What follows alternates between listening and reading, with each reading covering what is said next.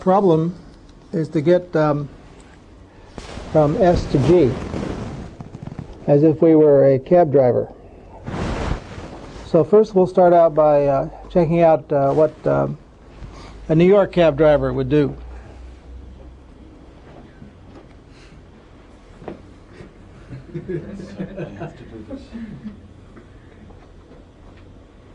Nice route. But we might hope for a Boston cab driver.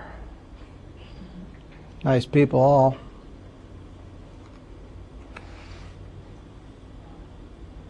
Pretty good. Note the route, so you can compare it against the next one. Right up along that upper edge. Gets blocked there for some reason, probably construction. And comes because of a one-way street. Down right around in here to G.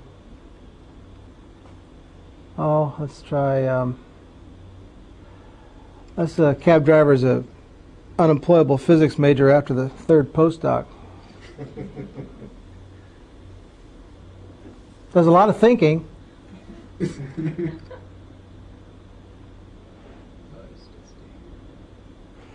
It finds a terrific route. In fact, it's the best possible route. So understanding all that's one thing that you'll have behind you by the end of the morning. You'll be able to write programs that do that stuff.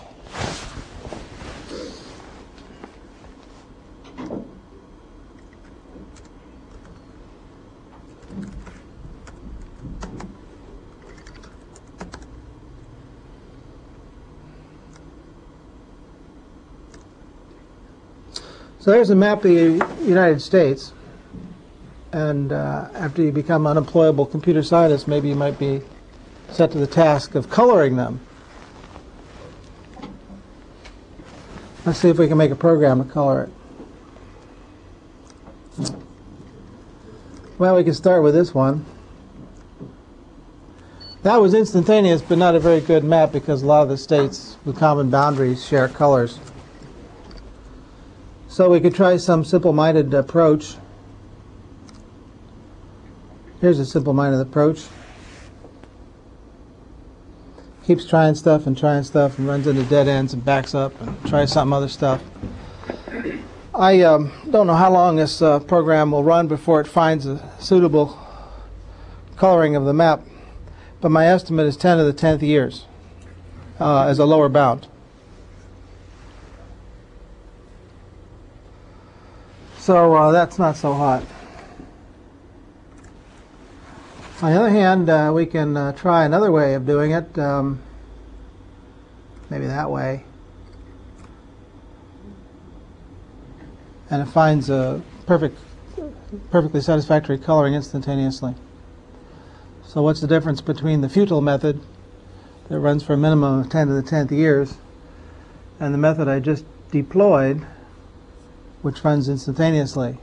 You'll understand how this all works by the end of the morning, too. But now you say to me, I didn't blow a year at Ars Digita so that I could drive cabs and color maps. But that's okay because these problems are isomorphic to problems of resource allocation in general. So if you want to allocate airplanes to routes, people to assignments, anything that involves a scarce resource and lots of work, the stuff that we do today will be the stuff that you need to know. So it's very, very useful kind of AI as a consequence of that. So that's the agenda. Let's get to it. First of all, we're going to talk about search, then we're going to talk about constraints, and then we're going to bring the two together. Now, the usual way of talking about search is the way that I am going to talk about search. I'm going to talk about finding a way through a map, much like the finding of the way through that little piece of Cambridge. But I'm not going to use Cambridge. It would be all day to do a simulation of that at the blackboard. So we'll do a little simpler map.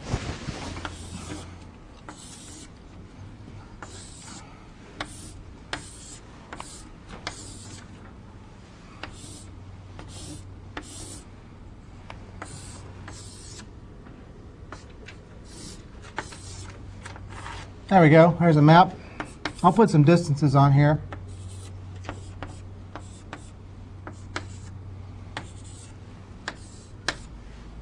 There's S. There's G.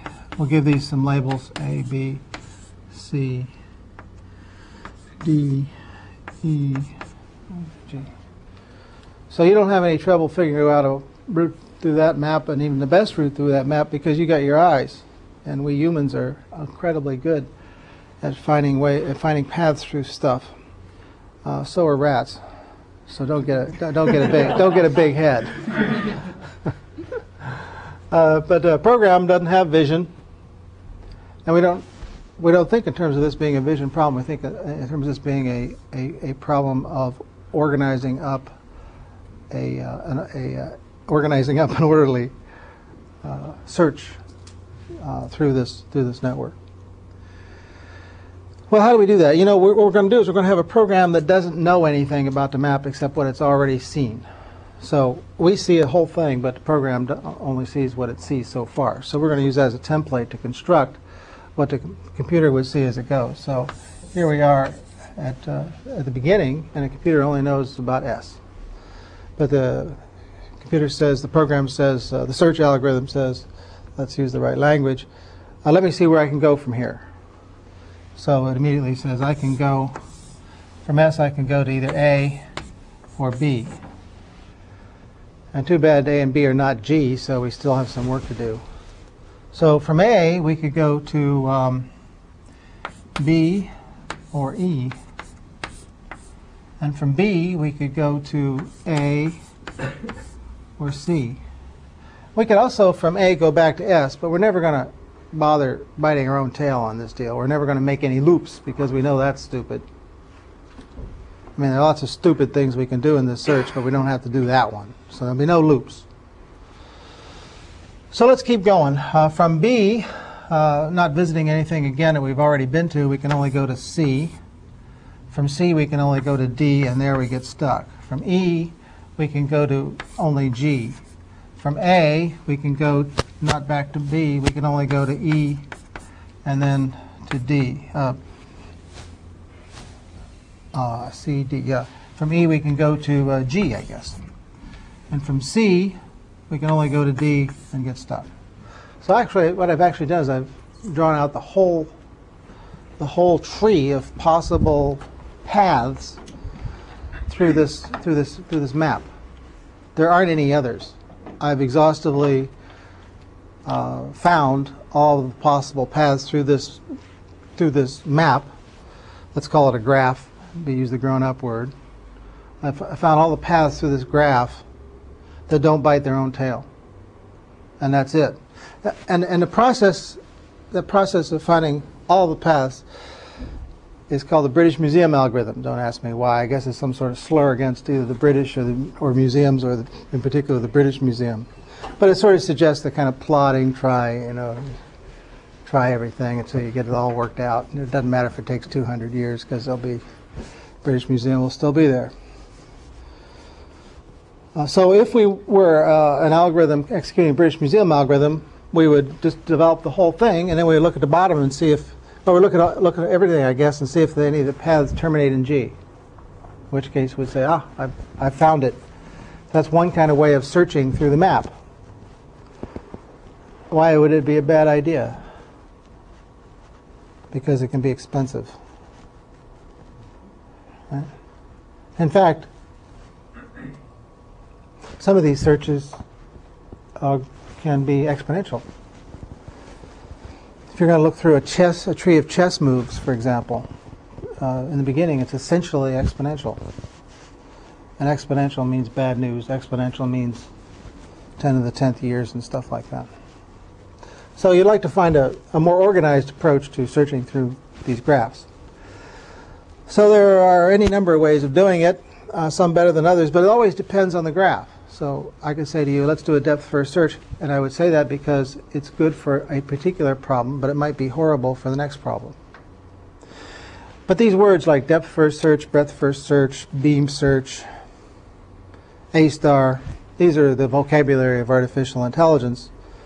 And so to be a practicing computer scientist, you need to know a little bit about this vocabulary so that you're not stunned when somebody says A star. So that's what we're going to do for the next few decades of minutes. We're going to look at these various search ideas.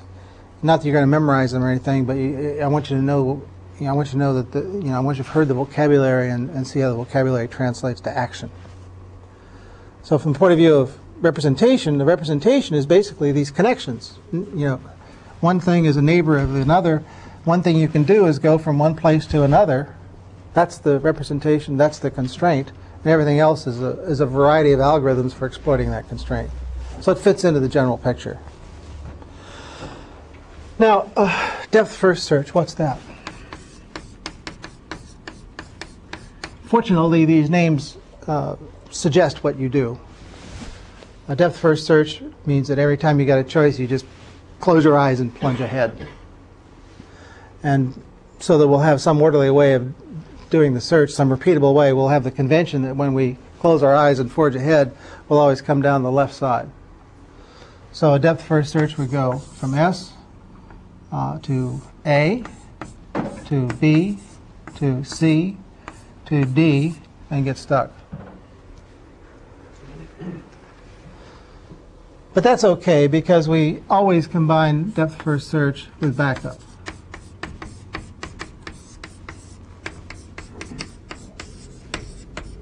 And by that we mean we back up to the most recent decision that we made and go forward again.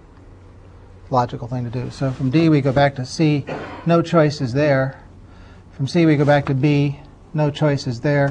From B we go back to A and see that we've got another choice going to E.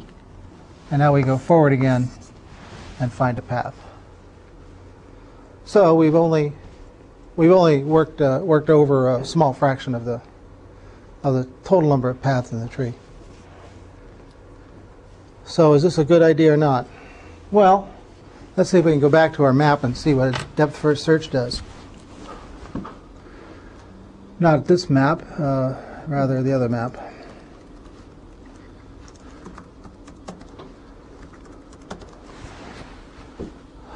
So let's do a depth first search. Well, let's change things around a little bit just so we won't. Let's put the goal in the middle. Now let's put the start in the middle. So we're trying to go from S to G. And we want to know if depth first search is a good idea. So let's try it. Oh, we've already said depth first. Oh, it's working, isn't it? Yeah. So did a lot of work on the right side. Because it's blind search. It doesn't know what about directions or anything. So all of those connections in green have been thought about by the algorithm, and its final path is a pretty circuitous route. So for this particular problem, you might conclude that depth first search is not too hot. The search you used on the United States map, where it's blinking and blinking and going on, that looked like a depth first search. It was a depth first search. Well, let's see. Let's try something else. Let's try a breadth first search. So here we're just looking for a solution, any solution? Yep.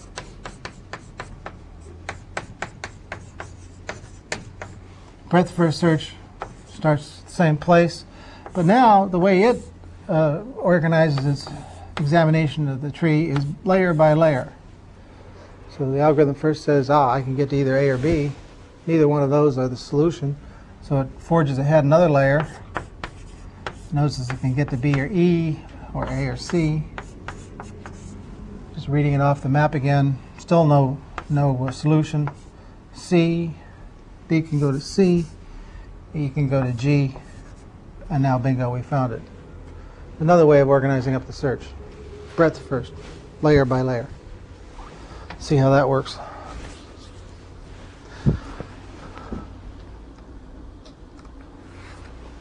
Notice it's kind of going both ways, because it's going layer by layer in the search.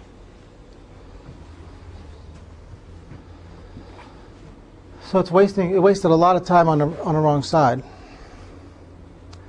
But this found the shortest path in terms of numbers of streets, numbers of links, as they're called. Right? Because it stopped as soon as it hit the goal, so that it surely has the fewest number of links in it. That's the path with the fewest number of links. May not be the shortest path, but it's the path with the smallest number of links. Now, both of these searches are completely uninformed about geography. They don't know about direction. They don't know about distance. But sometimes you can do a much better search if you have some outside information about how good a place is to be in. So, if you were looking at this map and had a choice between being in E or B, you would say, well, it's much better to be in E, even without knowing anything about the lengths, because you're closer to the goal. So it's a heuristic. It's heuristically good to be closer to the goal, even though there might be rivers in the way, and it might turn out not to be such a hot idea after all, but it's a heuristic that it's good to be closer to the goal. So one way you can make use of information like that is you can say, well, let's do hill climbing.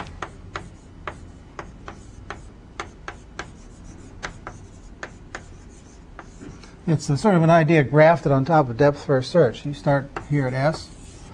You know from S you can go to either A or B.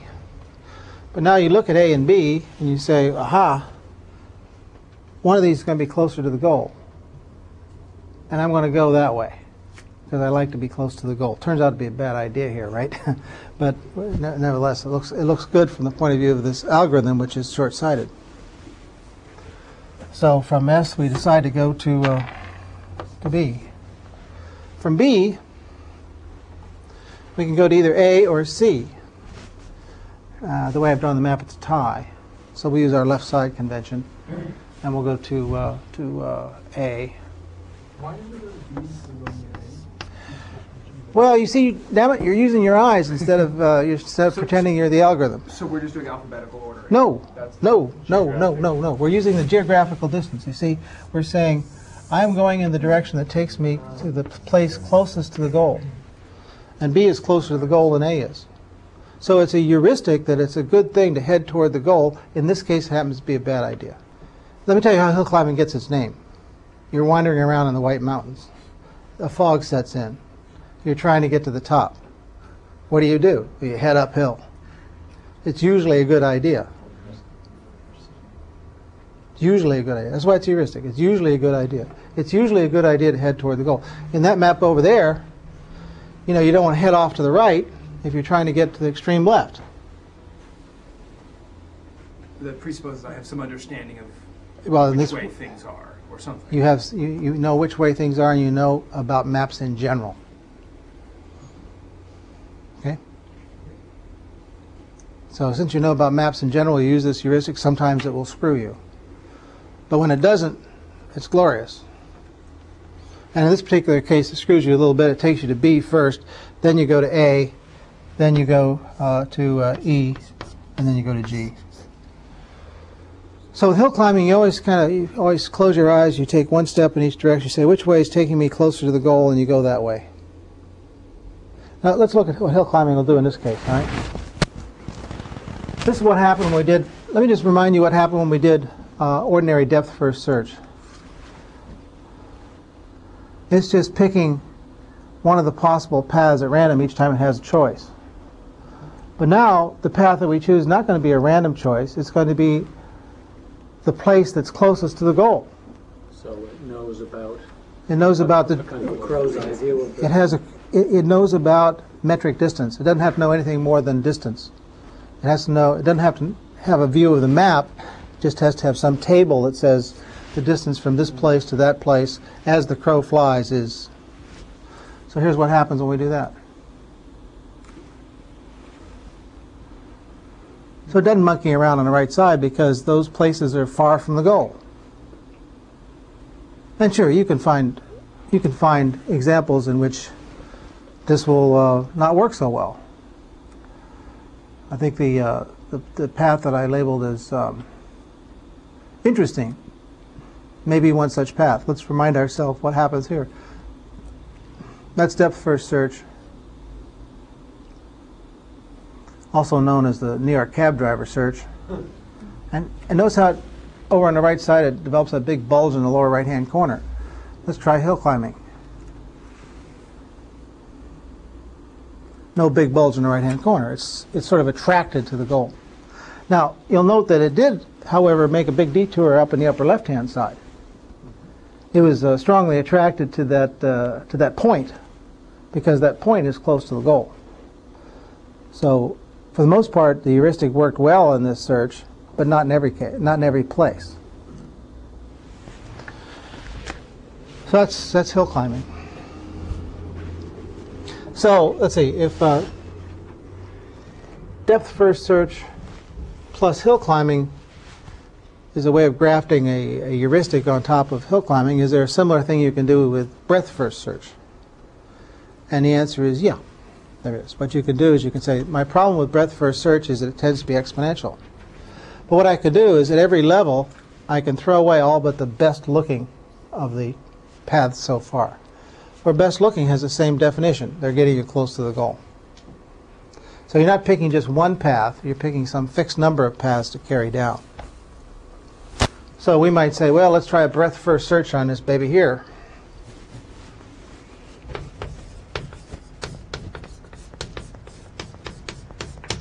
So we start with S. We can go to either A or B. And now we always have to decide how many paths we're going to keep track of. So in this simple case, I'm going to suggest that we just keep track of 2 paths. So from this situation, we can go to B or E or A or C. And now we got 4 choices, paths that get us to B or A or C. What did I say? B, E, A, or C. B, E, A, or C. So of those paths that get us to E, A, B, or C, the 2 best in terms of this heuristic measure of how far we are from the goal are E and B. So we're just going to stop those other paths. We're not going to use A or C. All right? So now we just carry forward from those 2. We get to C and G, and now we've found our goal again. So ordinary breadth first search is exponential. This kind of search is linear. The first kind is exponential in the number of levels. This kind has a fixed width, so it's a constant in terms of number of levels. This one is guaranteed to find a solution. This one is not. So you're paying a little bit of a price for your speed up. Let's try breadth first search on this one. With this one, if we reclaimed those dead paths at the time, say, suppose C terminated, and then we only have G, then we could reclaim one of them. What you can do is you can use the backup ID again. Yeah. So in any search that's not guaranteed to find a solution, you can always back up and try again.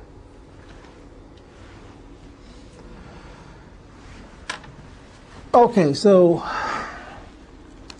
let's try a beam search on this guy. Now let's go back to the one where with the start in the middle. And now we'll do a beam search. And we'll use a beam width of 2. That is pretty good. I don't think it's best, though. Let's check that out. Oh, I made a possibly fatal mistake. I used a search that's guaranteed to find the best solution, but it's rather expensive.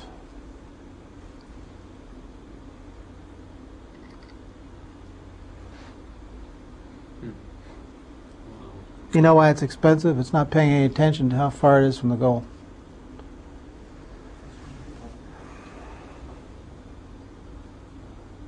That's the best possible path. You say to me, well, is it always hopeless, hopelessly expensive to find the best path to go? No, there's another way to do it. Works like that. So what you've learned about so far is mechanisms for finding a path to the goal, not an optimal path. Right? That lies ahead of us.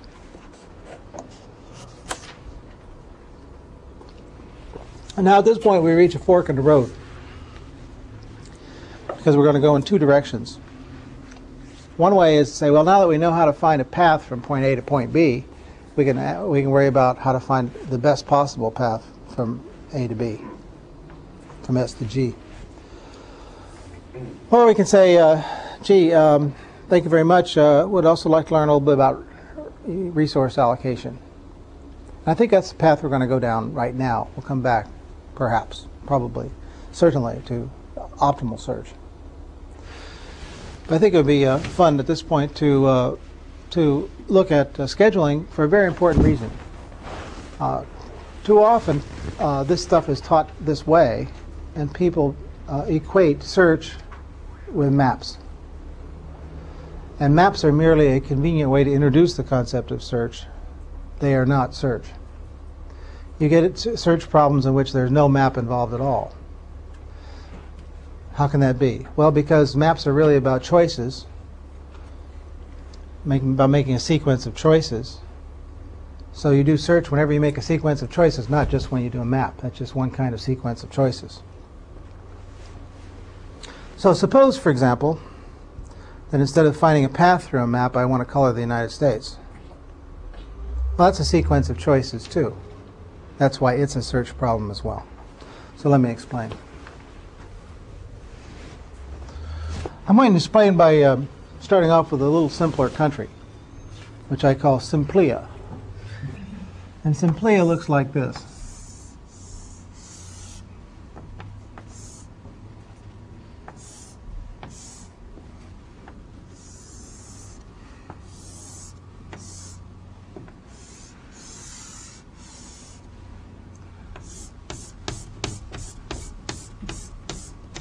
Yeah, it looks like that. And now I'm going to number the states in Simplia arbitrarily. I'm going to number them because that's the order in which I'm going to color them. So this is 1, 2, 3, 4, 5, 6, 7, 8, 9, 10, 11, 12, 13, 14, 15. Now I've decided to color these states in a particularly horrible way. I've chosen a particularly horrible order in order to illustrate my point. But in general, you don't know what's the right order, so it's within the scope of the believable to imagine that I've got a problem and I've accidentally numbered things this way, and this is the sequence of choices I'm going to make. Now I know that it's true, finally proved, that I can do this with 4 colors. So I've got a bag of colors: red, blue, green, and yellow.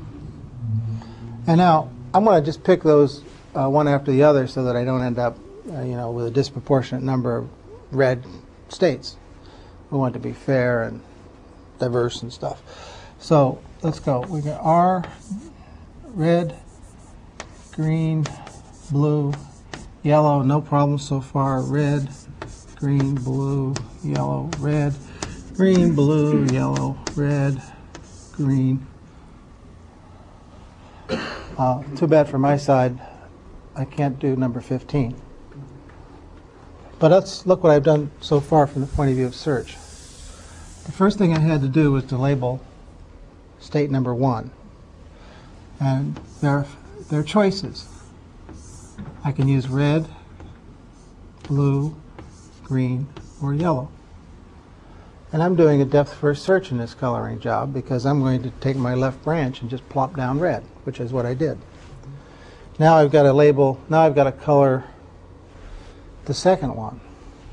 And because I'm rotating my colors so I don't get stuck statistically with too many red ones, I'll label those blue, green, yellow, and red.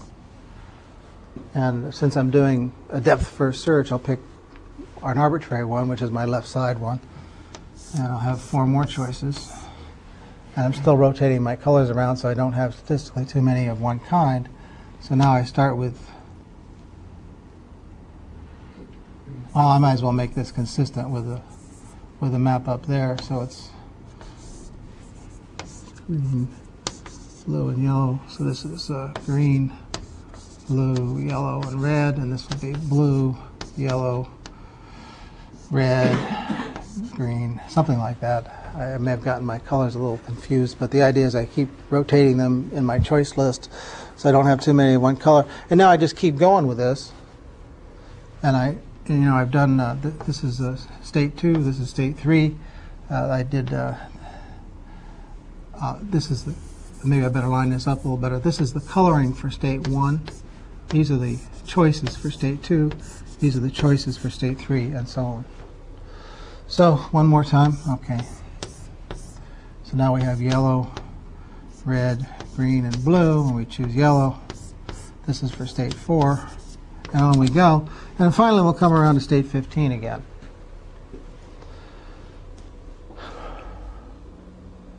But do you see what's going to happen if I do a depth first search? Remember the prescription for depth first search. You keep plunging ahead until you get into a dead end where you can't do anything. And I don't notice that I can't do anything until I get down to 15, which tells me to go back and recolor 14. So I try all the colors for 14 and 15. And none of those combinations work either. So I go back to 13. So you see what this tree's going to look like? I'm going to develop the whole tree because my problem was in the beginning. Okay? So in the terminology we use, like in the maps, like anything with the colors the same 2 in a row would be a dead end. No, not necessarily 2 in a row would not cause me a dead end because you needn't think that I've chosen to color the states in any way that has to do, in any manner that has to do with their adjacency. For example, in the map of the United States, I could have chosen to color Texas and then Illinois. So you just go all the way to the end and then see if your constraint is satisfied. You go all the way to the point where you've discovered that you've painted 2 adjacent states the same color, and then you know you've got to back up. Now, in that situation where I asserted you've got 10 to the 10th years to do it, how do I know it's going to be real horrible? Well, because of the particular way that I chose to color the states. Let's go back to that other demonstration.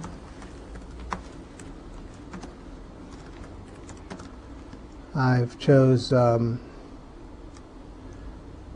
Texas circled.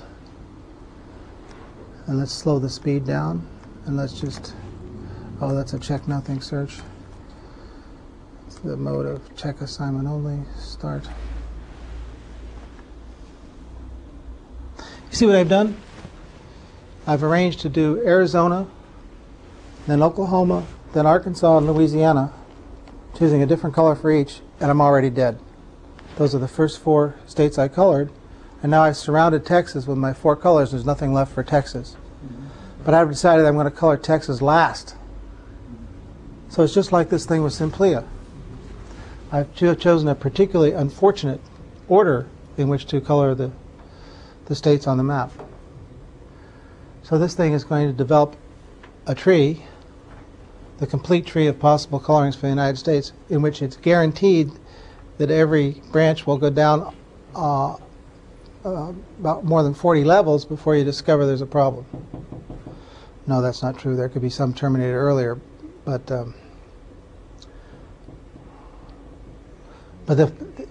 in the worst case, if this were laid out like Simplia, you'd go down more than 40 levels. When you think about that, a tree of 40 levels, branching factor of 4, so that's 4 to the, maybe 4 to the 46th or something. That's 2 to the 95th or something, 2 to the 90th or something.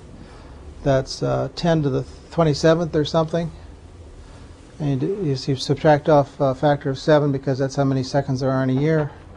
So you got 10 to the 20th, and you take off another 9, so you do 1 every nanosecond. And you're still 10 to the 11th years, 10 to the 10th years, or something like that. So that's no way to color a map. It gets old. So what can we possibly do? Depth first search won't work. Maybe some other search would work. Maybe not. There's something much better you can do, and that's what constraint checking is all about. Tracy. Can I just ask a question? Because you're calling this depth first. Yeah. Which level you're picking 4. At each level, what I've done is I've shown you all of the choices that I'm picking from. Oh, okay. And since this is depth first search, I'm just picking one at random. But what I really mean by at random is I've decided to cycle my colors so that just so that I rationally don't get a good mix. And the net result is that I back myself into a corner. But when you said the map, you said you picked 4 states first, didn't you? No, I've arranged this demonstration by saying this first choice will be for Texas, and this first choice will be for Arizona, the second choice will be for Oklahoma. So I've arranged the choices to be made in a unfortunate way. All those states surrounding Texas are colored first. Texas is way at the end. It's the 50th state, and boom! I really set myself up in a jam. So it's easy to do, right? I don't have to be a genius in order to find a screw case here. This is a screw case. If I did that, if I arranged the states alphabetically, it might or might not be so horrible, and depth first search might or might not find it. I don't know. We can try it, but here at least is one arrangement that's horrible. But this need not have happened, because really, when you look at this, you say, well, when you look at Simplea over here, you say, well, I can't possibly. Well, that blinking's going to drive us all crazy. We'll get an epileptic seizures here before too long. This red, green, blue, yellow combination for these first 4 states can't possibly work because it leaves nothing left for an adjacent state. And so what am I really saying? I'm saying that I know something about the relationship between states and their borders. And what I really know is that no state can have the same color as any state bordering on it. And if I keep working the language a little more and more, what I end up saying is there's a constraint between every pair of states that have a common border that says that they cannot have the same color. So really, I might say, well, let me start off here. Let me just start this whole thing over. I'll get rid of all the colors I put down, and just informally, I'm going to say I'm eventually going to have to select a color for state number 15, and it can either be red, green, blue, or yellow. And what I'm going to do is I'm going to keep track. Every time I do actually color a state, I'm going to make sure that there's something left for 15. So I say red. Okay, that's all right, but I do eliminate the possibility of red for 15. Now I do 2, blue. That's okay, but I have to rule out blue for state 15. Keep going. Green. Rule out green. Still no problem.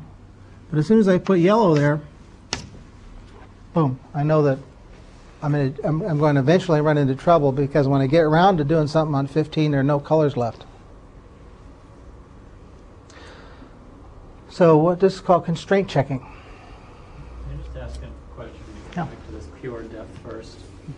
So does it do all 50 and then see if a constraint No. is, it doesn't? Every time it puts a color down, it says, is the color I've just put down consistent with everything I've done so far?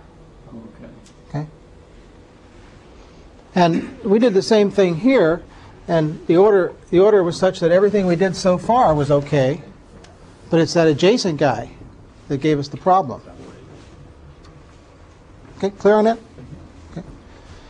Yeah. Why wouldn't you just change the order and say you're going to do the pieces with the highest number of constraints with other cells first? Yeah. What Sharon has suggested is that it might make sense to order them in a different way, such that the states with the highest number of constraints are colored first. Turns out that's a wonderful heuristic.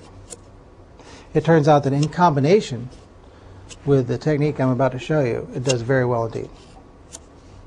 So what Sharon has done is invent a layer on top of constraint checking that's almost universally used in solving these kinds of problems. Start by trying to lay down a value for the most constrained thing.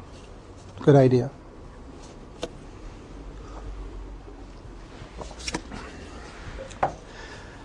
So here you have the intuition. And it's easy enough to write down the algorithm that goes along with the intuition. I might even attempt it here on my feet. Should I try that? Okay.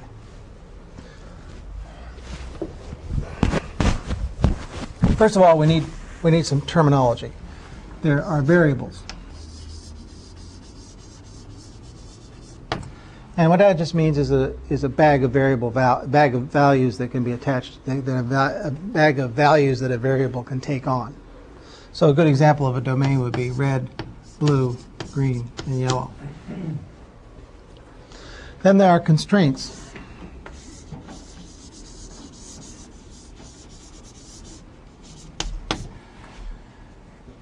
Such as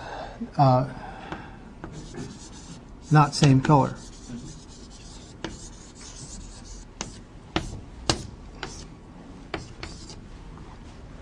So there are some terminology and some examples from the world of map coloring.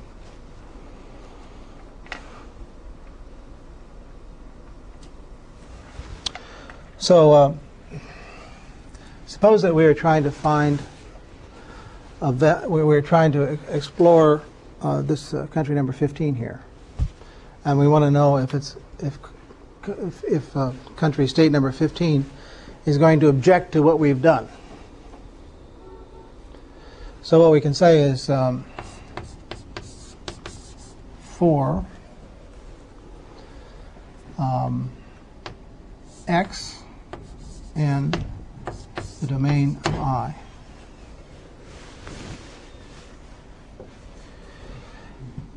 for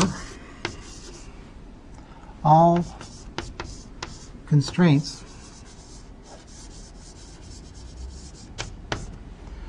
C, I, J. That's the constraints that link the variable I to any other variable. Keep X if and only if there exists a Y, which is an element of the domain of J, such that Cij is okay. Fancy language for something simple, huh? But what does it say? It says, I'm up here in this place, and I want to know what values are still viable. There are 4 possibilities, and I want to know if I can keep them. Well, in order to decide if I'm going to be able to keep a particular value, I have to check all of the constraints that variable is engaged in. So I have to check it against this one, state 2, state 3, and state 4. So for each of those constraints, I keep X if and only if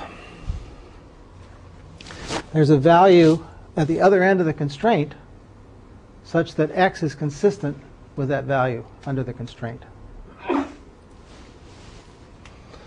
So let's start off here with red, green, blue, and yellow.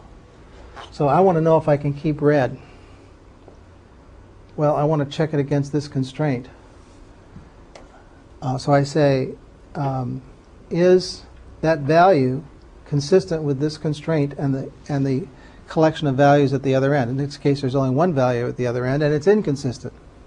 So I conclude on the basis of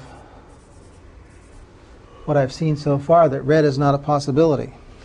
So then I have to say, well, how about green? Is that a possibility? Well, I go over to my algorithm. I say, well, green is in the domain of this variable, so I have to check it against all constraints.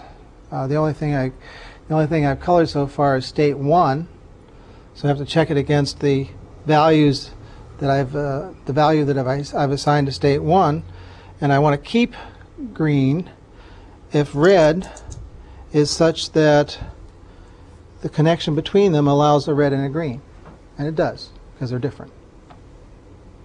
So this is just symbology. The intuition is simple, and that merely reflects it. So where are we so far? Well, we're going to do all this coloring with the depth first search, But each time we try something, we're going to make sure that we do some checking to see if there are any complaints. But I still haven't told you who we're going to check.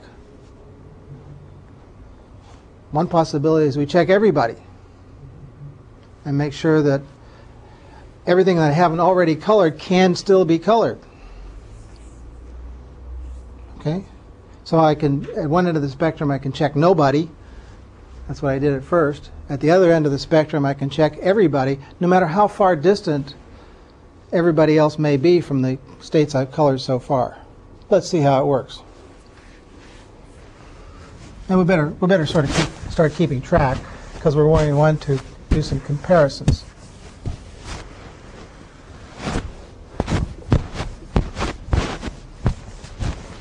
So this is going to be check everybody.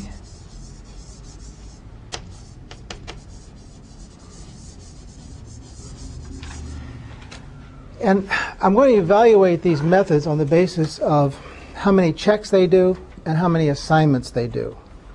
So it's an assignment if I put a color on a state, and it's a check if I look at a state and see if there's still some colors that can be put on it given everything I've done so far.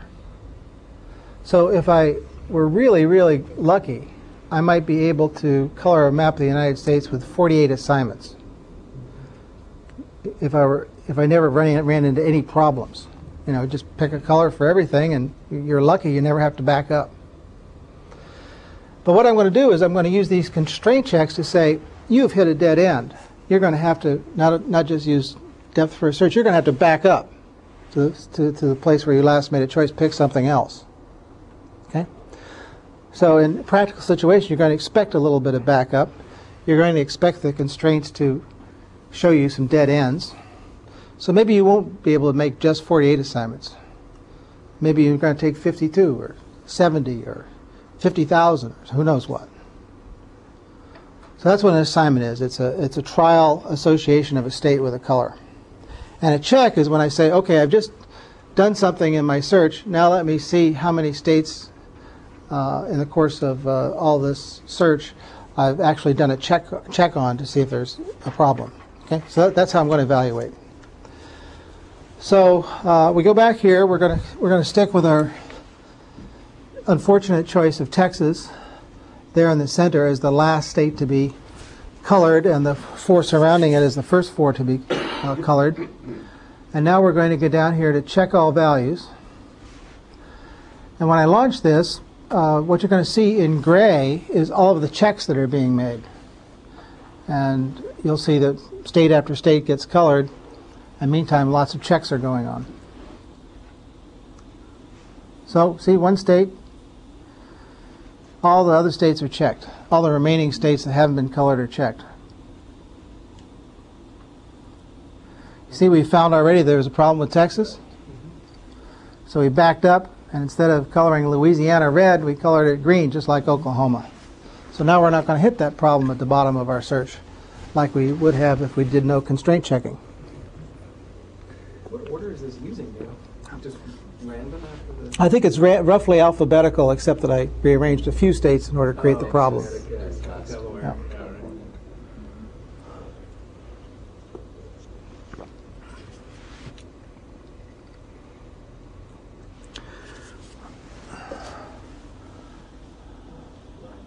I'll risk all and see if I can speed it up.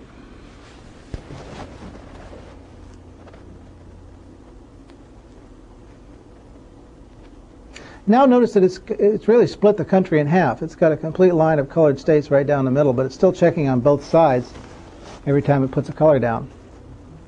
This looks a little wasteful. Why doesn't it just fill in Texas, given the choice? It doesn't do that. It's still plodding along, coloring the states in order. When it finally gets to Texas, of course, it'll know exactly what it has to do. Okay. So it did 54 assignments.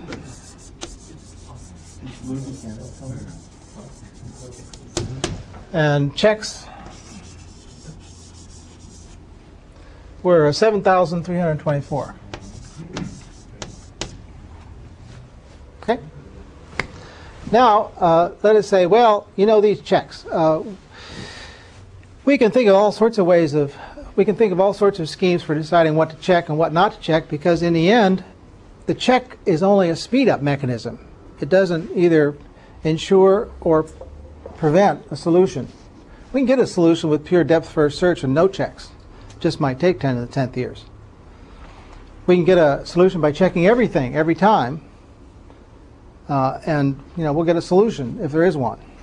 But we can also try something intermediate. We can check some states and not check others, and we can try to pick states to check that are very helpful and not check states that are not very helpful. All right? So the next question is, well, if we want to check, do kind of a minimum number of checks and hope that they're real helpful, what would be my method for deciding what to check? Anybody have a suggestion? Ones that are adjacent to Ones that are adjacent to what? the state that we're about to color. So Doug has suggested that we check the states in the immediate vicinity of the last state that had a color assigned. Let's try that, Doug. Why do I get a sinking feeling here? No, you shouldn't. So we're going to check the assignment and its neighbors only.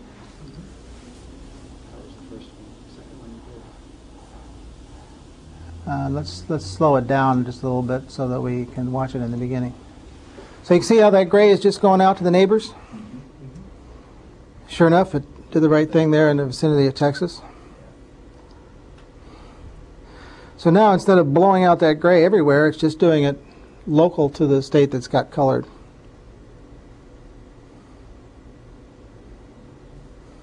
And now, I think now that we've got the idea, we'll speed it up. Now it's got that line down the middle, but notice it only checks on one side or the other because it's only doing local checks. So it's never going to check on both sides of that line of colored states down the middle at the same time. Wow, look at that. What an idea, Doug. 78 assignments.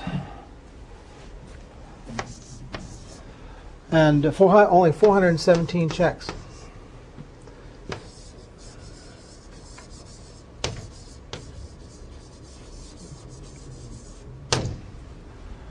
Not bad. Any other suggestions? Wow, that's a good idea. Let's try this one. Check the uncolored neighbors, the unassigned neighbors. Did that one check all neighbors or just the unassigned? That checked all unassigned neighbors. Oh, so okay. Yeah. It didn't check the assigned neighbors. But here's one thing we can do. We can say if the number of possibilities at a neighbor goes down, let's check their neighbors too. Okay? So we'll call that neighbors of neighbors.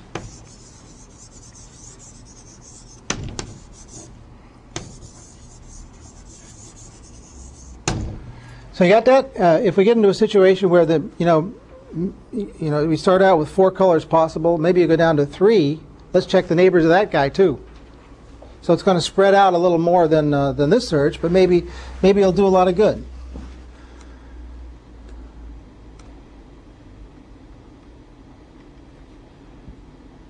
I'll slow it down so we can see it. Check it up to 3 states distant. Yeah, that's right. So you can see it's blowing out a little bit more, but not everything.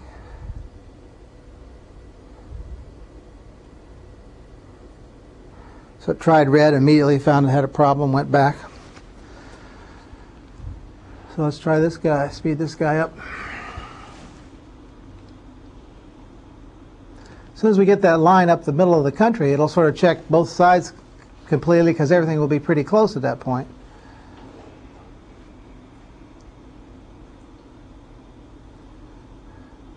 So are we assuming assignments are more expensive than checks, or are they roughly equal? Well, we'll have to think about that.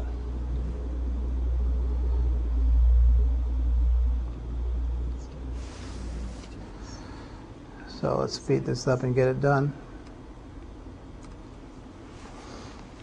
So, 54 assignments and 2,806 checks. So we cut down assignments a little bit, but we've got a lot more checks to do. Now there's an intermediate case. We can do that if value is unique.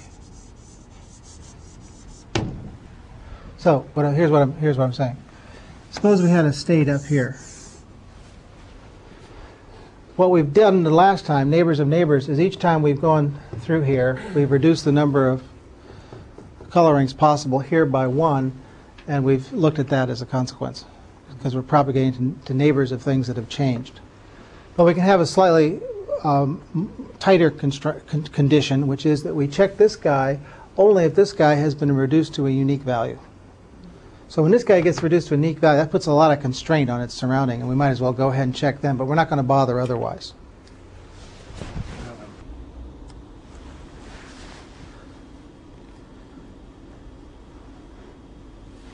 Okay, let's speed it up a little bit.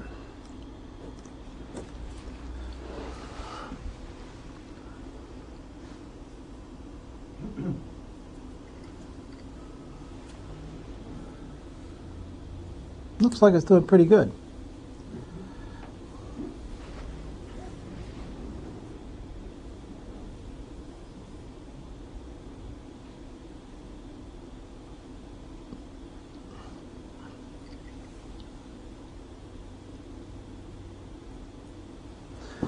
$54 assignments,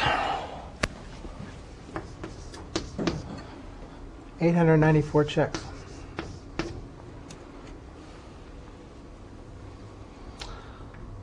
So what can we extract from this? Well, we can certainly extract from this that some constraint checking is essential because otherwise it takes 10 to the 10th years.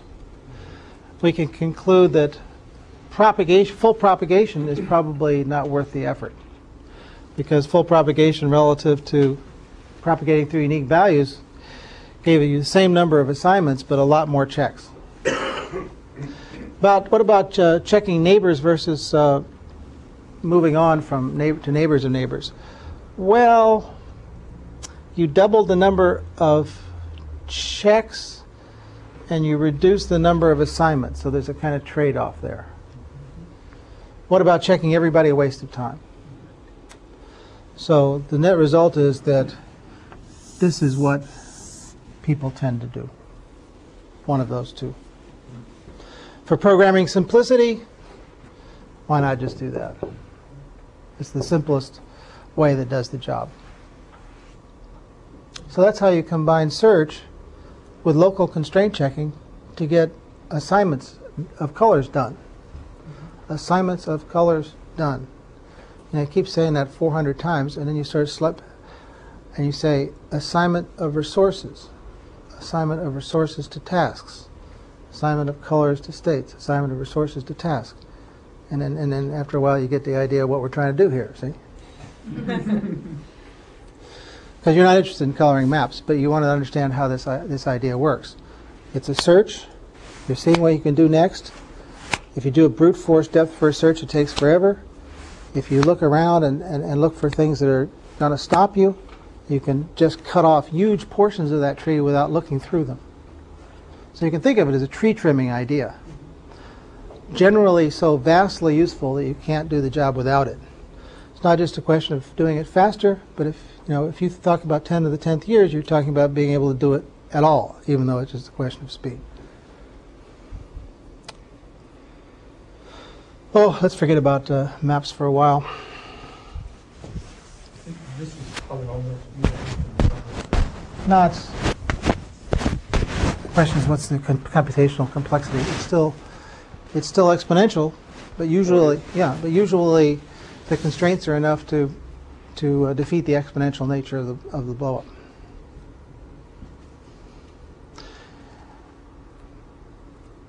But this is a NP complete problem. So if this were capable of bringing it down to polynomial, then we would both get our field medal in mathematics. All right, so let's forget about maps and talk instead about airplanes. You've just been hired by somebody to some upstart new airlines getting started, and they want to know how many airplanes they need. And they say, well, we got a schedule we want to fly, and your job is to figure out the minimum number of airplanes we need to buy, and we'll give you, for every airplane we save, we'll give you half the cost of the airplane. So that's an incentive, right? So you say, well, let's see. We'll start with the schedule, and we got.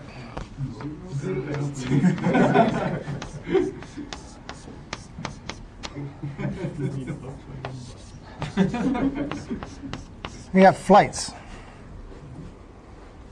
and you got places that they fly to. So, for example, there's a lot of traffic on the Boston to is it LaGuardia, LGA? LA? No, that's I'm sorry, LAX. LGA. So that's one flight we got to do. Then we got another one an hour later, also from Boston to LGA. And we got another one an hour later from Boston to LGA. And in here we've got one from Boston to LAX. And then we've got flight 5, flight 6, all the way down to, what's a convenient number? How about flight 15? Just to pick a random number. And now to fly this schedule, we have some number of airplanes.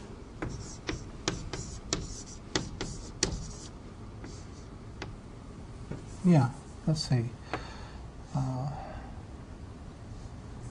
Yeah, let's see that. I'm worried about the fact that planes have to be in particular places. And We're going to be real cheap. But let's see. Maybe we do need. Come to think of it, we do need another flight in here from Boston to LGA.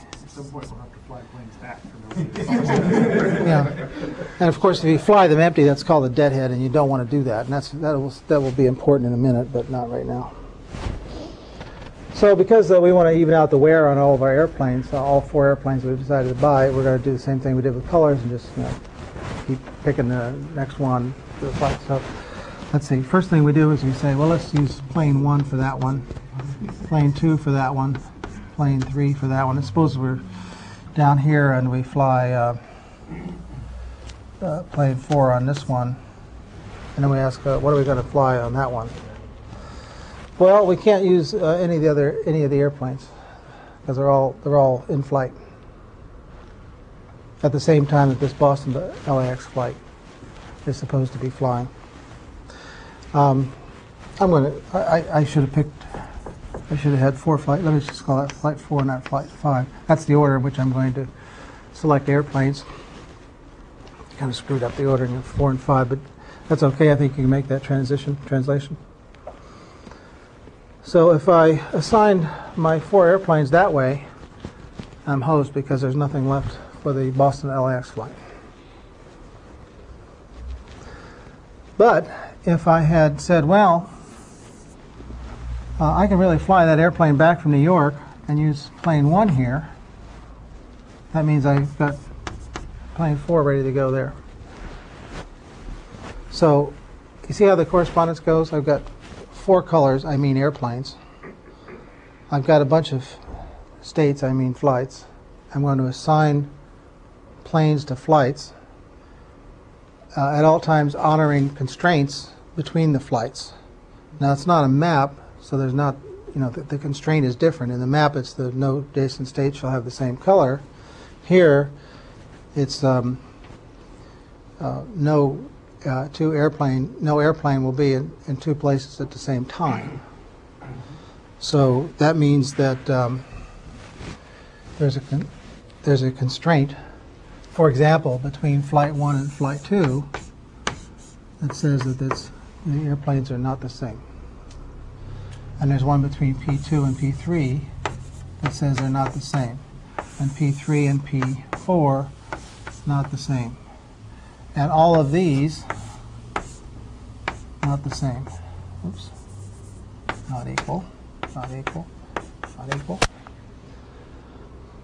Are there any other constraints that I have omitted? Yeah, there's this one between P1, between flight 4 and flight 5.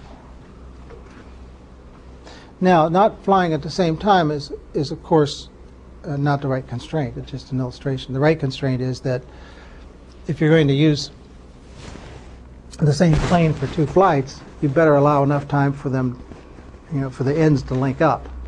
So if you're going to use the same plane for this flight and this flight, flight 4 and flight 1, there better be enough time to fly back from LaGuardia to Boston, and not just time in the air, but all the turnaround time and all that sort of stuff. So if you're coding this up, that's what you would code up. That's the constraint, that you have to be able to go from the end of one to the beginning of the other, allowing for flight time, turnaround time, and all that. But it's still a not equal constraint. It's not same plane. It's a not same plane constraint. So how would you then do a schedule like this? Well, you do it the same way you do map coloring. You'd try an assignment, then check all of the unassigned flights to make sure that there's some airplanes that can fly them. You just keep assigning planes to flights, checking, assigning planes to flights, and so on. Now there's one other important way that this is different from map coloring. What is it? Is it presumably that your optimum solution may be in varying either state planes or flights, whereas you can't vary the number of states? Yes, approximately. We know that we can color maps with 4 colors. Some mathematician has told us. But we don't know how many airplanes it's going to take to fly this schedule. So what do we do? Well, nothing very mathematical, but something kind of heuristic. What can we do? Well, brute force. What? Brute force? What? Jeffrey? Well, you could start by assuming a certain number of planes and see if Yeah. the You could over resource it. What's the maximum number of planes I would need to fly 15 flights? 15. So I can start with 15. There'd surely be a solution. I can say, well, I've still got some computer time left over, so let me try it with 14. And then there's still some time left over, and let me try it with 13. Let's do that with. Let's try that with this. So let's first of all pick a mode. We'll do the one I said is usually used, check assignment and neighbors only. But now we're going to over resource it. So instead of 4 colors, let's use 7. And we'll use a slow speed so we can see what's going on. Now there's no harm in having those 4 states consume 4 colors. We've got 7 after all. So we can just blow through here, coloring away, doing all of our checking.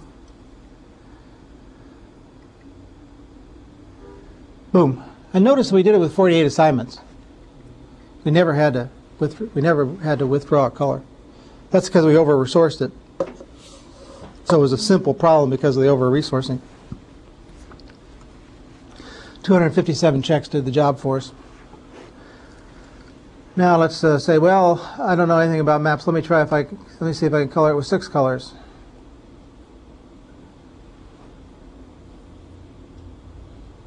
And these are still airplanes and flights, of course. No problem. Still did it with 48 assignments. Still an easy problem. 257 checks. I'm not keeping track, but I imagine a small number of checks. Is that right? Same number of checks? Okay. Right. Why should it be different? If it's got 48 assignments, it should have the same number of checks. That's probably not true, but let's try 5 colors.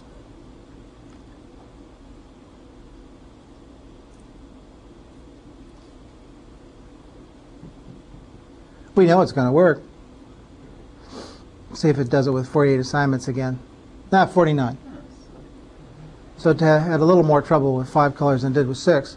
We know I can do it with 4 colors, but gosh, we don't want to buy. I mean, we want a 3-color printer. Let's see if we can do it with 3 colors.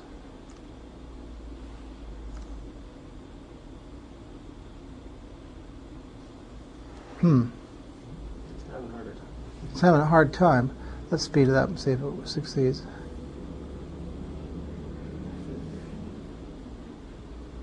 That's working like hell. In fact, when I sped it up completely, it just crashed. I mean, you can see that it wouldn't work based on Yeah. the border. Yeah, because I guess it can't do Texas. Can you make it do? No. You can do Texas, but in Texas it can't do anything around it. Right. It can't do Texas and its surround, I guess. Is that right? Texas could be given. So it cleared the map because it gave up. That is to say, what it did is it backed all the way up to the top and said, I've tried everything. We've now combined search with constraint checking. Okay.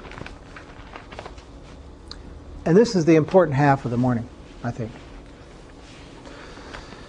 There's another piece that we'll do. We'll do optimal search, but it's a different subject, and it's not as important. I think it's this cool stuff, important stuff, and commercially useful stuff, and all that kind of stuff.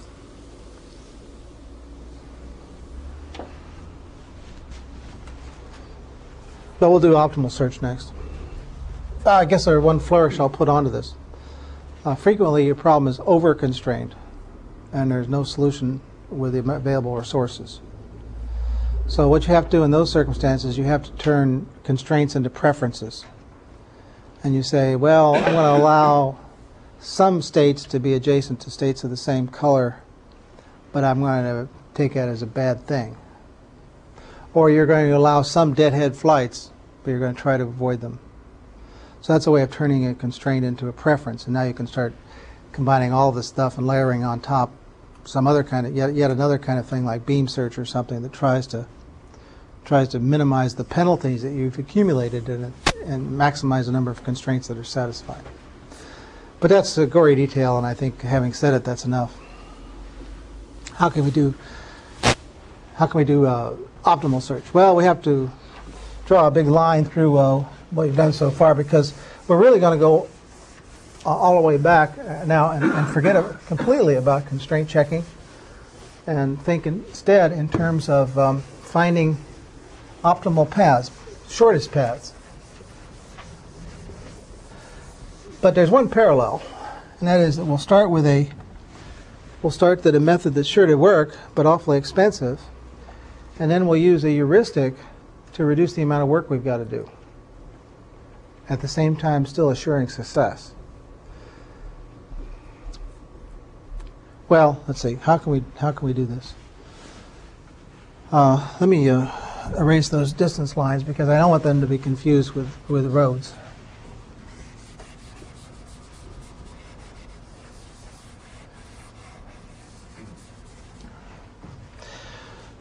Suppose that your assignment is to find the best possible path through that map in terms of distance. And you're going to use the heuristic of one of the most powerful heuristics in problem solving. That is to say, you're going to ask somebody who knows the answer. You're going to ask an oracle or a friend or something like that what the right answer is. And the oracle says, oh, the right answer for this map is SAEG.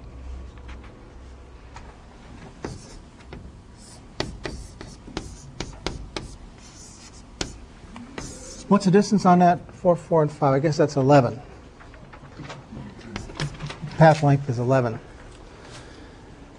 But now, you're all students at the same university, and although you've drunk beer with this friend, you can't be sure that he isn't trying to screw you. I'd give you the wrong answer. Maybe he wants to go to medical school too, or something like that. Okay, yeah, well, there's an example. Deliberately screwed you. It's 13? 4, 4, 8? Yeah, 13. So you hope that your friend's advice will save you a lot of work, but you're going to check it because you don't trust him. So how can you check it? Well, you can just make sure that every other path is at least that long. So let us decorate what I've done so far with a fuller expansion. Let me just get this out a little bit, make this a little bit wider, more space so that we can see what's going on. I'm going to check all other paths to make sure that their length is at least 13, and then you'll believe the friend. So let's do that. So from S we can go to A or we can go to B. And if we go to B, the accumulated path length is 5. From B, you can go to either A or C. And if you go to A, the accumulated path length is 8. If you go to C, it's also 8. From A, at this point, you can go to E. And from C, at this point, you can go to D. And that extra length from A to E adds 5. So that's 13, right? And this 8 to D, that's 13 as well. So if I done an addition right there, I don't trust myself anymore. Which one's 12? Oh, they're both 12? What? Now I don't trust you. 13. So it's 5 plus 3 is 8 plus 3 is 8. So C to D is 8 plus 4 is 12. And A to E is also 12. So it looks like we still have to keep going because these are both 12, right? Now. So at this point, we can extend this path all the way to the goal. And now we've got 12 plus 5 is 17. And this is, at this point, a dead end. So now you've done enough work to check. Have you done enough work to check? Not quite, because there might be other paths that go through A. So let's check that too. From A, you can go to either B or E. And you go on E to E here. So if you go from A to B, you have 4 plus 3 is 7. And then if you carry on from B to C, you add 3, so that's 10. And from C to D, you add 4, so that's 14. And now this path is already longer than the one the oracle told you about, so you don't have to go on from D. You wouldn't have to anyway because it's a dead end. So let's try this one, SAE. Now from, oh, I guess that's the only way we can go. So I think have I developed the whole tree? Okay, so I haven't saved too much, maybe a little bit, but the basic idea is that we've tried to make use of something somebody told us. But usually there's no friend around. That's the way life is, I guess. So we have to be our own. We have to be our own friend, in some sense. So we have to think about how we can make something like this work without any oracle telling us about the best path. Anybody think of what to do? Just keep track of, as we reach a node, what the best path length to that node is, and if we get to that node, find a different path that's longer, forget about it. Well, let's see. That sounded like it had the right words. I don't know if they were in the right order. One thing we could do, maybe it's consistent with what you said, is we could find some old path to the goal by some other search technique, and then use that as a reference for doing our checking. So we might find a path to the goal with Depthfirst search or Breadthfirst search. And then once we've got that path length, then we can start checking against it until every other path is longer than that. Of course, we might not be lucky. We might not have the best path to the goal from our first search, so we may change our mind about what the best path is as we keep trying to verify that the best one we've got so far is in fact the best one by extending everything else to be longer than that. So seems like whatever we're doing, the intuition we're kind of working with is we always got to keep pushing paths that don't reach the goal out until their length is further than a path that does reach the goal. Now let's say that 150 times, and you keep expanding the shortest path you've got until expanding the shortest path you've got until you find the goal. You keep extending the shortest path you've got until it's longer than the goal.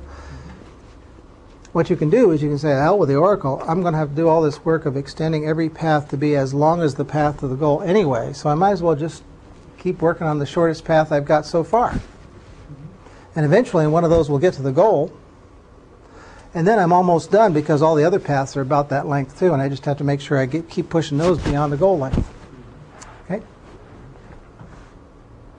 So that is called branch and bound. That's a branch and bound idea.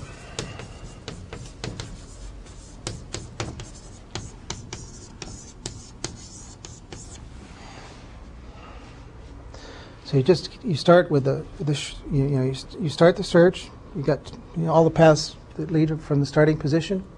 You say one of those is the shortest. Let me carry on with that.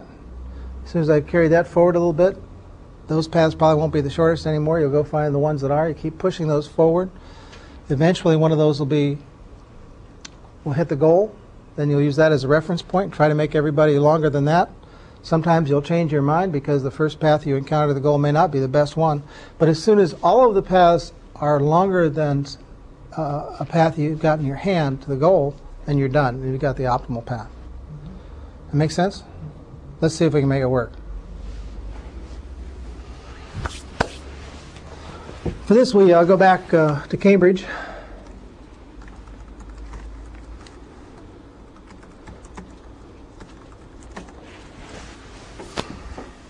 We've got our start in the middle. We've got our goal on the left side. Let me just change that around just for a second. So put the goal in the middle. Starts on the left side. And we're going to do a branch and bound search. So what's it doing? It's picking the shortest path it's got and trying to push it forward. And eventually it'll find a path to the goal. It's found several paths to the goal, and it keeps the shortest one as the reference and makes sure that all the other paths are longer than that.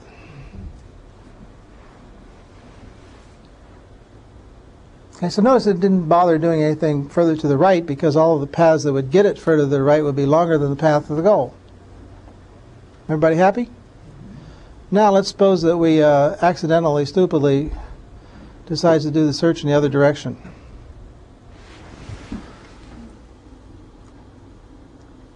So we'll put the start in the middle.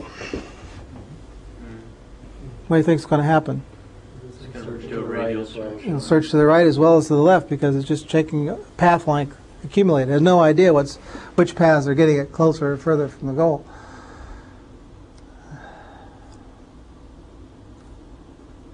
So sure enough, it's doing a lot more work because it's wandering off to the right. We know what the right answer is because we found it going the other way. But this one's going to take a lot longer because there are a lot more paths from that particular position that have suspicious lengths. Eventually it finds it, but notice that all the stuff on the right's green too. Okay, now we draw a little line through our notes. Not through our notes, under our notes. Because we're going to be able to speed this one up. Because we know something about maps, so we're going to use a heuristic. It's not guaranteed to be helpful. The whole search is guaranteed to produce the optimum still, but this helpful heuristic may not help. What's the helpful heuristic? It's about maps, and we know something about maps. We know that if we're at this place and we want to get to this place, the shortest possible distance is the straight line distance as a crow flies. So if we want to know something about how good a path is that goes through B, that goes from S to B, we know that any path that goes from S to B will have to have a path length that's equal to or longer than the distance from S to B, plus the airline, crow flies distance from B to goal. Because no way of getting from B to the goal can be shorter than that airline distance. So now what are we trying to do? We've got a path that goes from the start to the finish, start to the goal. We're trying to push the shorter paths out to they're at least that long. But now we can add the accumulated distance to the airline distance and say if the sum of those two is greater than the known distance to the goal, we can kill that one too. So this is just a way of killing off paths earlier in the process, because we're going to know that they can't possibly be the best path to the goal, because the distance you've gone so far plus the airline distance is already rules them out. Okay? So this isn't, though, going to take into account the direction, like in the first time we used map information. Using distance. We used distance. We were able to, Yeah. only search one side of the map. Yeah, because we knew that the that's other right. side was off. This is not Yeah. going to limit it in that Yeah. way. In both cases, it's a question of speed up. In the first case, in the first set of searches, we're not guaranteed to find an optimal path, but using the heuristic usually speeds us up. In this case, we're going to find an optimal path either way, and the heuristic usually speeds us up. But in this case, do not confuse that general heuristic principle with the fundamental intuition here. You're basically trying to push all of the paths that are possible out to the point where they're worse than the path that you think is best. So here's how this would go. We're going to start in the middle, but now we're adding the airline distance in.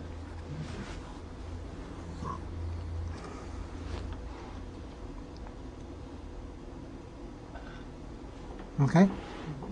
So none of that stuff on the right-hand side gets explored, because as soon as you get to the right, you're increasing your airline distance and terribly penalizing those paths. So there's only one step left.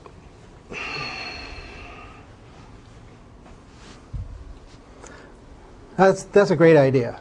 That's the branch and bound idea with the addition of this so-called admissible heuristic, this underestimate of remaining distance. If you've got an underestimate of remaining distance, you can save a lot. But there's one more thing you can do with these searches, with these optimal searches, or actually not merely with the optimal searches, with any of the searches, and we've kind of overlooked it. Am I right in thinking that if the only path that took you to the goal required you to go right first, that this wouldn't work? This would work, yeah, sure. You'd have to go right. It doesn't say your estimate is always going down. But it says if you're comparing two paths, you can use this to guide you. So once you've found a path to the goal, that starts comparing, is that?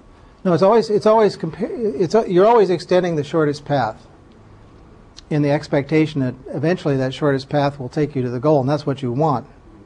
And you haven't wasted any effort, because you got to push all the other paths to a point where they're longer than that anyway in order to know you've succeeded.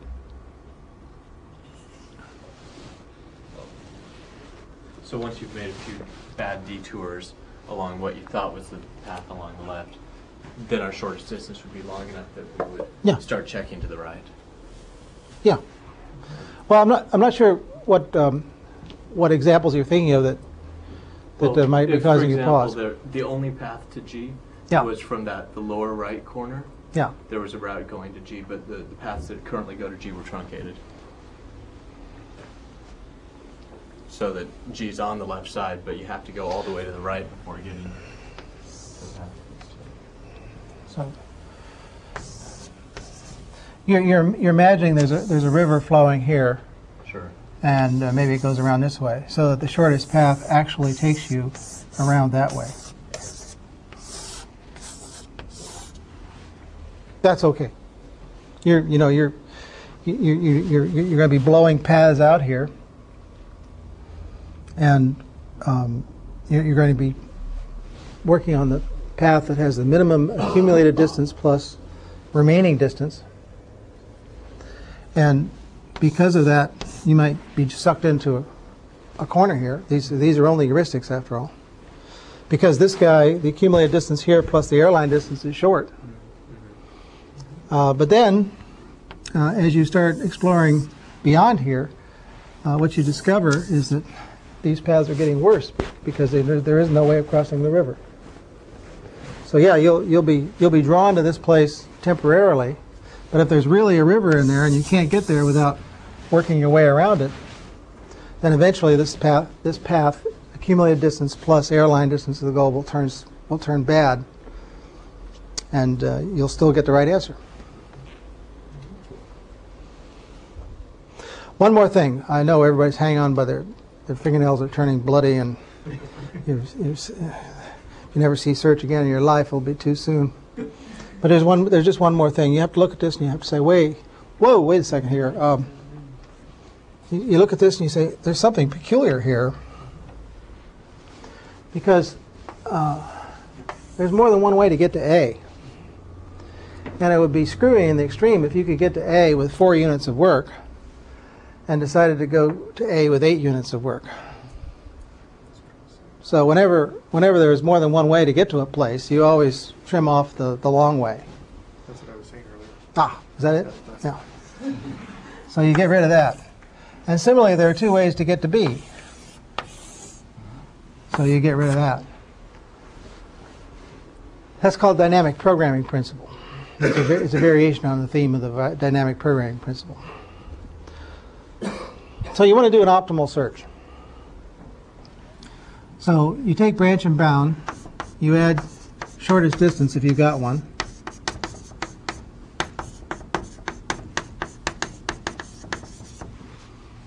And then you add the dynamic programming principle to trim off multiple ways to get to the same place, trim off the inferior ways. And that gives you something that in artificial intelligence, for reasons lost in history, is called A-star search. And now we've reached the end, because understanding A-star search is the end point of understanding optimal search. So what do? I'll think about the oracle a little bit, and then you say, well, the intuition is I'm going to push everybody out until everybody's worse than the thing that I've identified as the trial best path. Sometimes my idea will change as I push stuff out, but eventually everything will be worse than my trial path, and I'll know I'm done. That's the first intuition.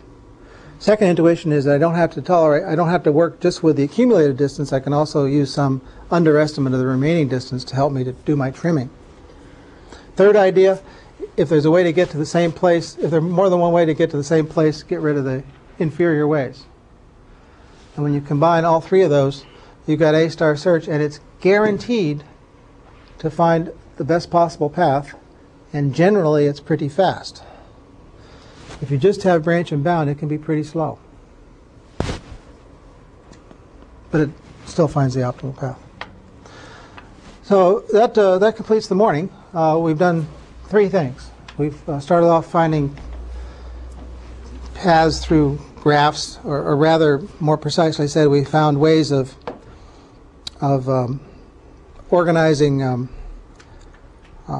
sequences of choices, sequences of decisions about where to go. And sometimes those are connected to a map, but they don't have to be. They can, the choice about where to go can be what to color next. And so we talk about depth first, breadth first, beam, hill climbing. All those are variations on elementary search. Then we split and went 2 ways. One way was to combine search with constraint propagation, as in map coloring or in scheduling, and we find that we can take a search that would take unthinkable eons and make it practicable by trimming off vast portions of the search tree with constraint checking. Then we came back and said, well, let's think about maps again, think about optimal search. Doesn't have to be maps, but it's easy to explain with maps. And there we see that there are some ways of finding the best possible path by using this branch and bound idea and combining it with dynamic programming or shortest distance or both. Okay, so that's it for the morning.